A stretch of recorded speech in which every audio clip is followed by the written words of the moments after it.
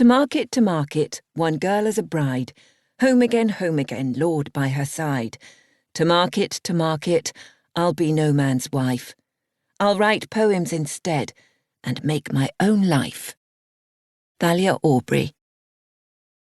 Oxfordshire, late February 1817. Charis Elphinstone was missing. To one unacquainted with Charis, this might be alarming, even shocking. But Thalia Aubrey, tasked with finding the cousin she had known since infancy, was neither alarmed nor shocked. She was, truth be told, rather put out.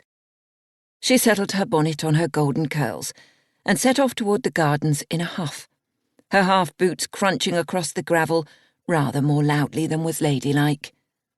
On an ordinary day, Charis's disappearance would not be so remarkable. Charis quite often went missing, only to turn up hours later with dirt on her hem and a smudge on her nose, having heard the siren call of some rare bird. But it was beyond anything for Charis to disappear on this morning, which was to take Thalia, her sister Kalliope, and Charis to London, for the London season that paralleled the sitting of Parliament, running from late winter until June. A season that, for Thalia, had already been delayed a year due to Mamma's illness last spring. "Charis, where are you?" Thalia muttered, more to herself than anything, leaving the road and crossing the dead lawn. Spring was still just a hopeful thought in Oxfordshire. Most of the bushes were dormant, and what few leaves clung brown and determined to their branches bore the hint of last night's frost. The frost was a good sign. Uncle John said it would mean clear, hard roads and a quicker arrival at their destination.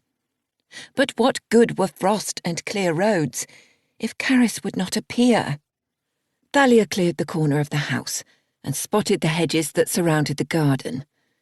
She didn't think Charis would have picked this morning, of all mornings, to thread her way through the maze, but one never knew.